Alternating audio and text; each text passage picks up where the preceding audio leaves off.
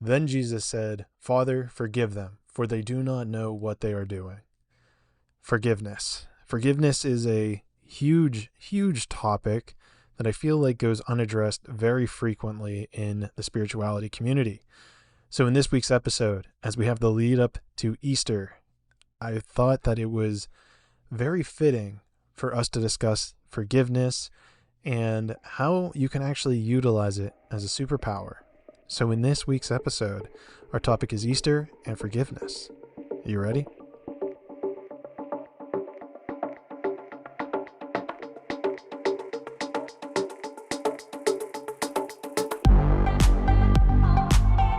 Traveling to consciousness, exploring spiritual journeys to find answers in uncertainty.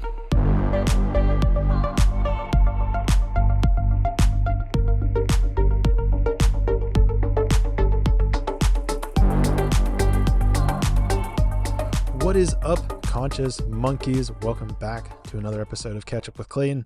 As always, I am your host, Clayton.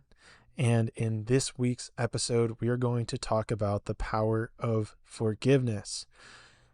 Now, we are also going to get into some of the nuances of the resurrection story that, well, I'm just going to save that for later in the podcast. But let's start off with forgiveness, right? We have Jesus Christ calling out to his Father to forgive the people who did him wrong. And not only did him wrong, but publicly humiliated him. They whipped him. They made him wear a crown of thorns. Some pretty horrific shit, if I say so myself. And I think it's also interesting that we should probably talk a little bit about the pretext here of Jesus, because I don't think I've ever really talked too much about Jesus on this channel before. And I know that there has a tendency of people to say whether or not they actually believe, in the miracles and all this different stuff. And, I'll be honest, I was probably a little bit hesitant on all of it until recently. After reading, and I talked about this a little bit in the Kriya Yoga episode, the book Autobiography of a Yogi. There's a lot of propelling and complexing topics that are discussed, which lead me to believe the Bible, the things discussed about Jesus at least, were very factual. And it's going to get into this podcast today, that I think all these things are actually factual. Well, that's an interesting phrase. I wonder where I picked that up. Anyhow, I'm getting ahead of myself here. I'll discuss that, the resurrection, at some point, but let's stay on topic at first and talk about forgiveness. Forgiveness, it kind of has a ring to it and reminds me a little bit of jealousy. I remember people or someone saying along the lines that jealousy is a poison that people drink expecting it to hurt the other person.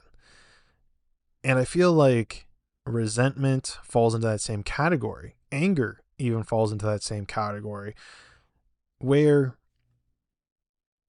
you're poisoning yourself. The energy is only affecting you, right? If you are not forgiving someone, if you're holding on to bitterness or even resentment maybe towards another person because of something they did, maybe they've wronged you in the past, you holding that resentment, that harboring that negative energy is only hurting yourself. It's only dulling your signal.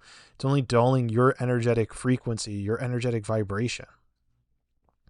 So as a practical thing that I'd love to encourage everyone to do, and might even encourage my own family to do it this weekend, is pay attention to where you haven't forgiven people in your life.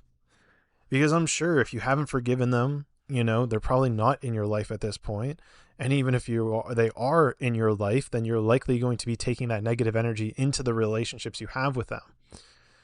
So what I suppose I am proposing is for you to look at where you are still holding on to energy that there is somebody who needs to be forgiven.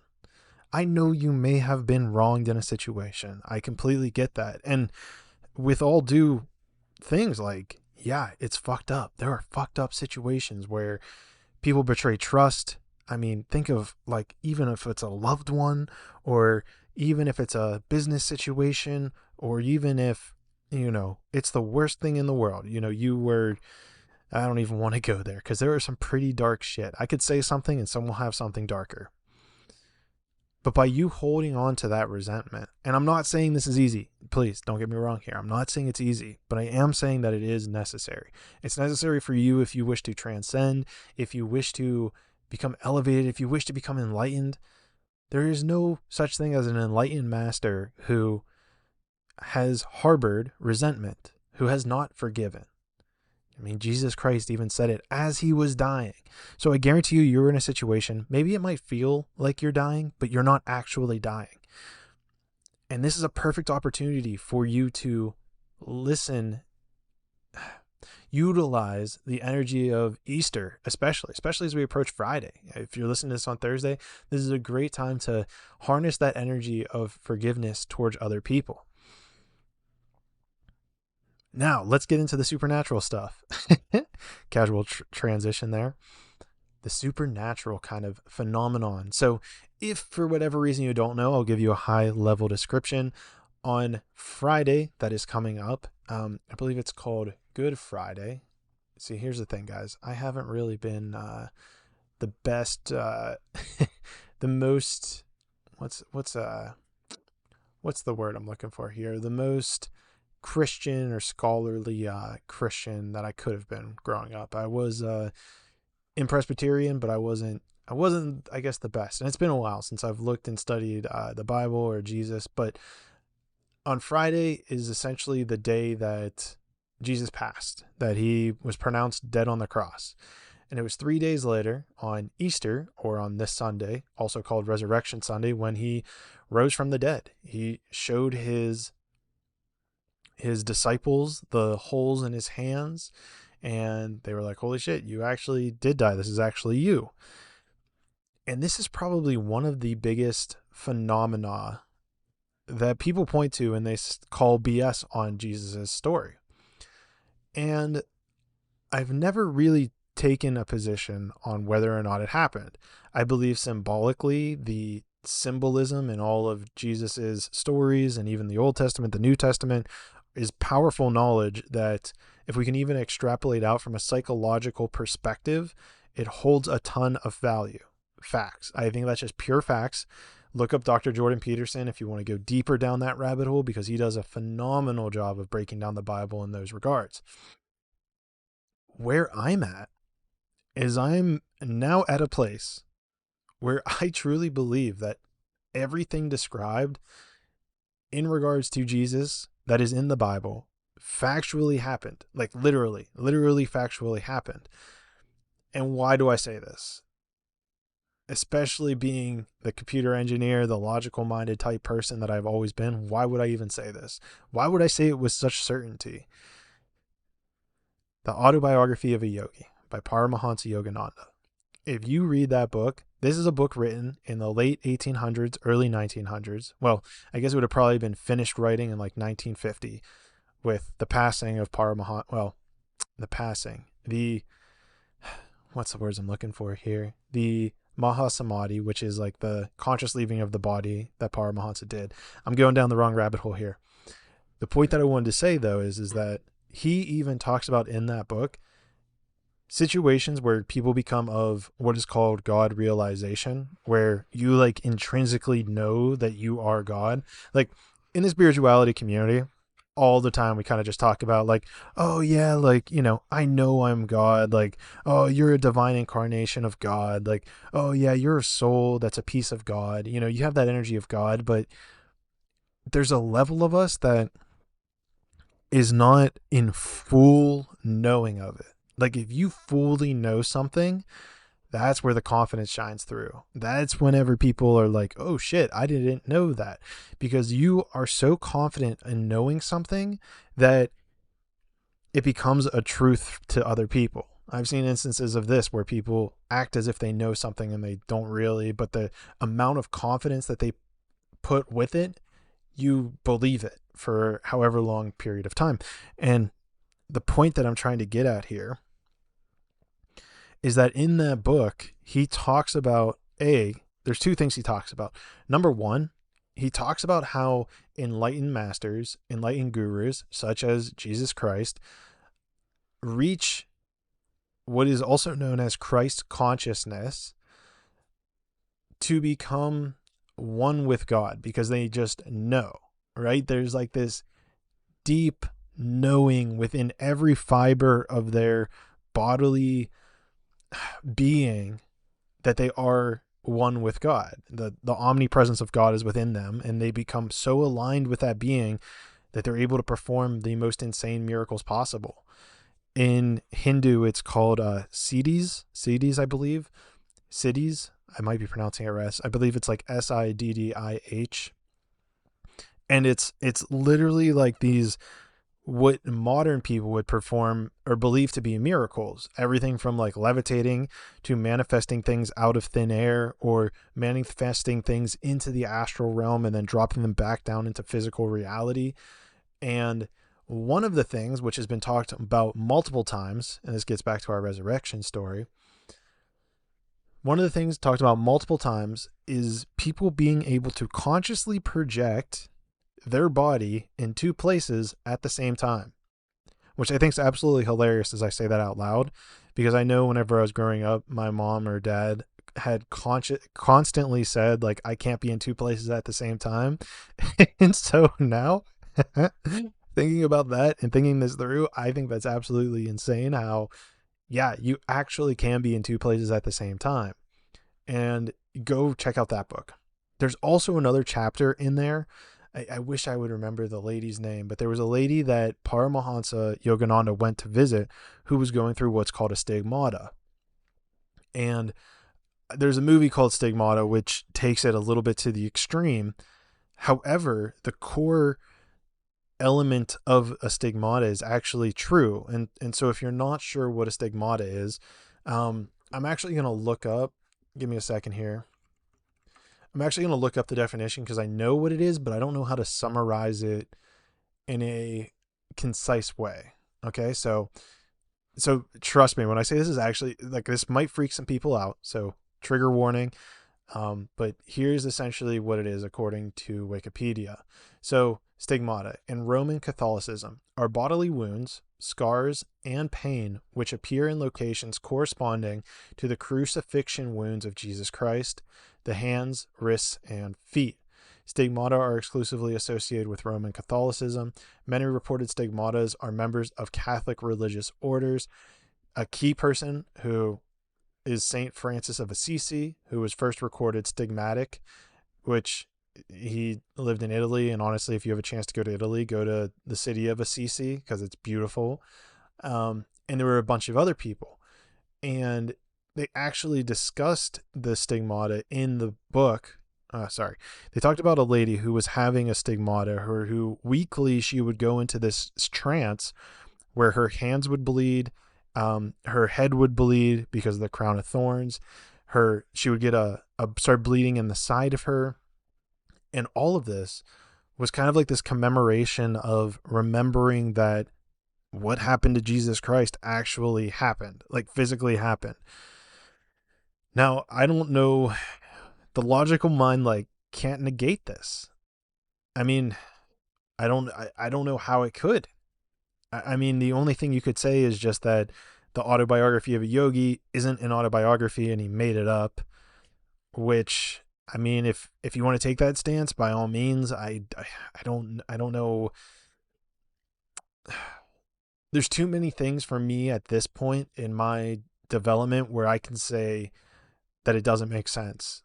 And even more so, speaking on behalf, not on behalf of, but speaking about Jesus Christ, it's hard to imagine that what he went through, what he did, what he said, what's recorded isn't factual to me, because he's probably one of the most documented humans in history. The amount of writings, the amount of people that observed the phenomenon were insane. I think it's wild that only 2,000 years out and we're kind of in this state of almost disbelief. Like, we don't believe that he turned water into wine, that he fed people, like, what was it? He fed like 300 people with like 3 fish and 4 loaves of bread or something like that. So if you're sitting there thinking to yourself, Clayton's gone off his rocker, hey, I'm not here to persuade you either way. I would encourage you to go read Autobiography of a Yogi by Paramahansa Yogananda, because it's insane. And I think there are things in there that the logical mind cannot comprehend. But I think that he goes through a very detailed, oriented way of actually describing it. So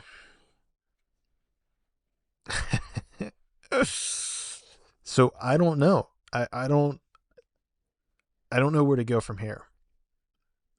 I put the information out there. It's here for you to decide for yourself. I don't want to be coming across as like someone who's trying to preach this stuff, because I know that especially whenever you dive into Jesus and Christian and all that, Christian and Christianity, people come across as preachy. And by no means am I just want to preach any of this onto people. I merely am just saying, like, at this point in time, based on the information that I have read, based on the books I have read, based on the information I have found, it seems to me that everything in Jesus' life was factual, at least from what we've read. I want to just bring this back to kind of the resurrection. And there was a piece of information in here I wanted to talk about: forgiveness, resurrection. Oh yeah, there was also books where this is, yeah, and that's also where it's interesting is if anyone's here from TikTok, who came here from TikTok whenever that exploded, there's the Gospel of Thomas, which in the very first verse, Jesus says, those who embody these words will not fear death, or will not die, something along those lines.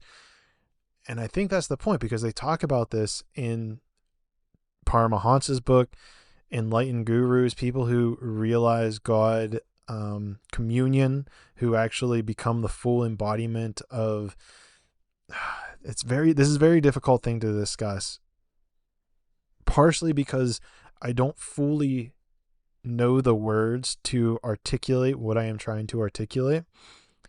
I guess I really just want to lay this down mostly as a guide. And maybe this is the perfect point for me to start wrapping this up, is just to realize that this is a guide. And if you take nothing else away from this podcast episode, please take away the act of forgiveness and forgive people that need to be forgiven. I mean, I think that it falls in the category of poisons that people drink and expect the other person to get hurt. You're the one carrying around that hurt, that poison within you. So this is my words of encouragement that hopefully you can find a way, please, for your sake, find a way to forgive someone, just one person this weekend, and realize how it will transform the outcome of your life, quite frankly. I'm not saying you have to be best friends with them. I'm not saying you don't even have to text them. Here's how I would do it. Honestly, here's how I do it. I get into a meditative state, and we can actually do this together. You know what? Let's do it together, right? I like this because I kind of want to bring in some more meditating into the podcast. So here, we're going to meditate. If you're driving, please click pause and wait to do this at another point in time. And I'm going to assume that at this point, everybody is in a spot to meditate. We'll make this super quick, just a couple minutes. Take a deep breath in through your nose and out your mouth. This time a little bit deeper. And out. Now I want you to visualize someone that you need to forgive. Bring them up in your mind's eye.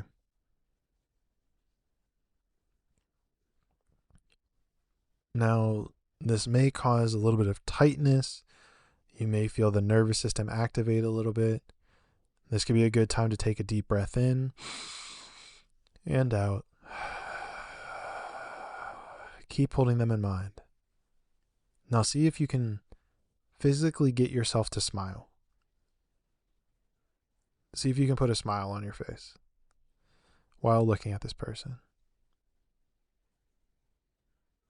If you can't, if that's bringing you stress, please, again, take a deep breath in and out.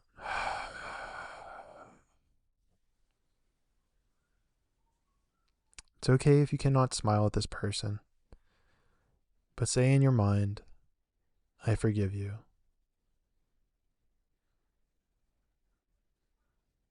You can fill it in if you have more you need to say, but tell them how you're moving on from this instance.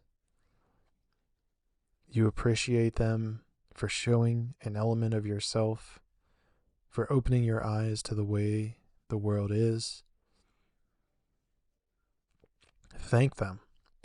Thank them for making you stronger because of this instance.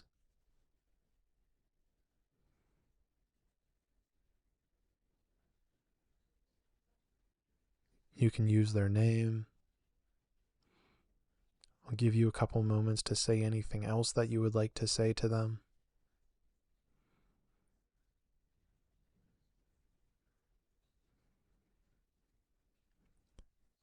Now, before we wrap up, let's see if you can smile at them again. Take a deep breath in and out.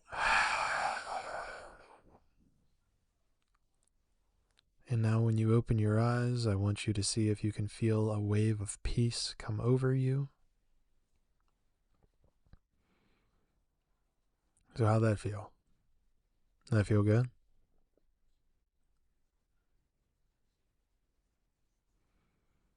Please come back to that. I know that was a very quick one, but that was the first time I've actually considered doing a meditation in the middle of one of these, but I think I'm gonna do those meditations now a little bit more. Kind of meditate. That's honestly a really good idea. Good idea, Clayton. Thanks, Clayton. But please find a way to forgive somebody if they come up again, if it comes up in your mind, like someone who did you wrong, somebody who you still hold a negative reaction towards. This is a great indicator of somebody who you want to give thanks for because they showed you one of your triggers. They showed you a piece of you that you weren't aware of. Maybe they wronged you, but thank them. Find a way to thank them and forgive them, to find peace within yourself and the world around you, because otherwise you're just poisoning yourself. So with that being said, there is one place that I know that you will not be poisoned, and we'll see each other there, which is in the 6th dimension.